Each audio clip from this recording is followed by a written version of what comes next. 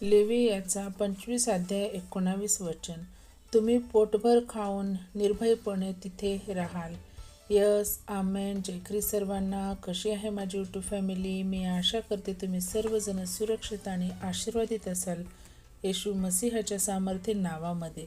व माझ्या बहीण भावांना, आजच्या या सुंदर दिवसासाठी परमेश्वराने आपल्याला किती अद्भुत असं वचन दिलेलं आहे की परमेश्वराचं वचन इथे आपल्याला काय सांगत आहे की तुम्ही पोटभर खाऊन निर्भयपणे तिथे राहाल. म्हणजेच परमेश्वर आपल्याला काय सांगत आहे की तुमच्या खाण्यापिण्याची कुठल्याही गोष्टीची तुम्हाला मी कमी पडू देणार नाही आणि निर्भयपणे तिथे राहाल. म्हणजे परमेश्वराच्या राज्यामध्ये, परमेश्वराच्या भयभक्तीमध्ये आपण काय कसे राहणार आहोत? निर्भयपणे राहणार आहोत. कारण आपला जिवंत परमेश्वर हा आपल्या सोबत आहे.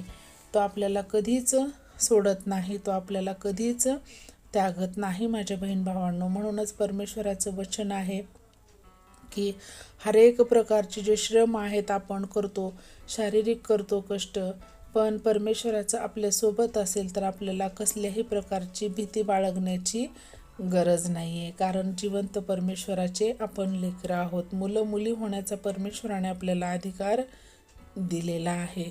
म्हणूनच आपण निर्भयपणे तिथे राहाल. म्हणजे आपल्याला भीती बाळगण्याची गरज नाही. आपण निर्भयपणे म्हणजेच काय, कुठल्याही प्रकारची चिंता किंवा काळजी करण्याची गरज नाही आहे. आणि आपण परमेश्वराच्या राज्यामध्ये काय सुरक्षित आहोत. आपण त्याच्या हातामध्ये सुरक्षित आहोत. कारण आपला जिवंत असा परमेश्वर आपल्या सोबत आहे. तो आपल्याला कधीही त्यागत नाही, कधीही तो सोडत नाही माझ्या बहीण भावांनो.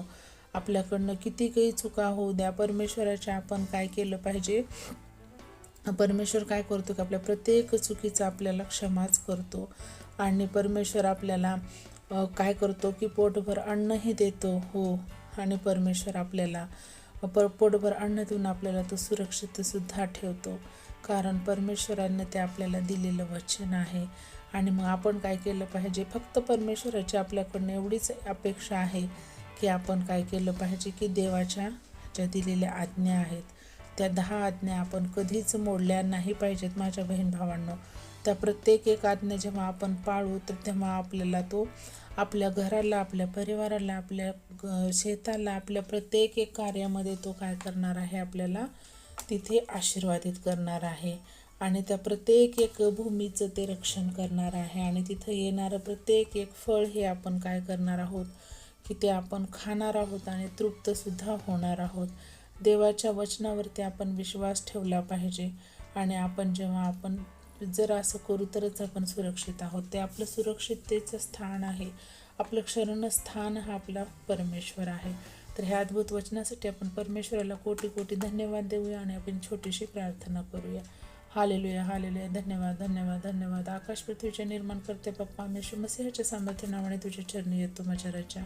हो परमेश्वरा, या सुंदर दिवसासाठी तुला कोटी कोटी धन्यवाद देते माझ्या राजा. हो परमेश्वरा, कित्येक लोक आहेत माझ्या बाप्पा, आजचा हा दिवसही वेळ नाही पाहू शकले माझ्या राजा, पण तुझ्या एवढा अनुग्रह कृपादृष्टी आमच्यावर आहे परमेश्वरा की तू आज आम्हाला जिवंताच्या भूमीमध्ये तुझ्या पंखाखाली आम्हाला सुरक्षित ठेवलंस. म्हणून तुला कोटी कोटी धन्यवाद देते माझ्या राजा.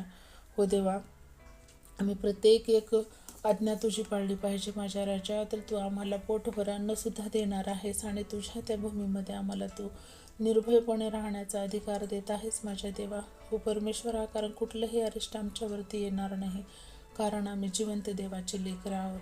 तू आम्हाला तुझे मुलं मुली होण्याचा अधिकार दिला आहेस. म्हणून तुला कोटी कोटी धन्यवाद देते माझ्या राजा.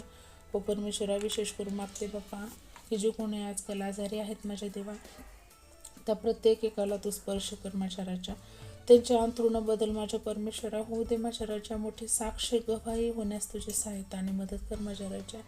हो देवा, त्यांना तुझ्या अंगाई छुटकारा दे परमेश्वरा. त्यांच्या शरीरात कुठलाही कसलाही आजार राहणार नाही माझ्या राजा, कारण हे शरीर हे तुझं मंदिर आहे माझ्या देवा. हो परमेश्वरा, इथं फक्त आणि फक्त तू राहतोस, आमच्या अंतःकरणात तू राहतोस. म्हणून तुझ्या नावाला कोटी कोटी धन्यवाद देते माझ्या परमेश्वरा. त्या प्रत्येक एक माझ्या बहीण भावाला तू सुरक्षित ठेवलास म्हणून धन्यवाद देते माझ्या राजा. विशेष करून मागते बाप्पा, जे व्यसनाधीन झाले आहेत परमेश्वरा, ते मोबाईलचे व्यसन असू दे, दारूचे असू दे किंवा इतर कुठल्याही प्रकारचे घाणेरडे व्यसन असू दे माझ्या राजा, त्या प्रत्येक एक बहीण भावाला त्याच्यातनं मुक्त कर माझ्या देवा. त्यांना त्या व्यसनातून तू बाहेर काढ माझ्या परमेश्वरा.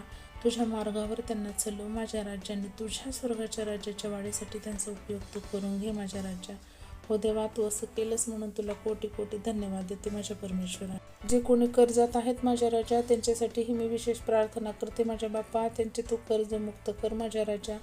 त्यांचे बंधन खोल माझ्या परमेश्वरा. त्यांचे सर्व फायनान्शियल अडचणी तू दूर कर माझ्या राजा.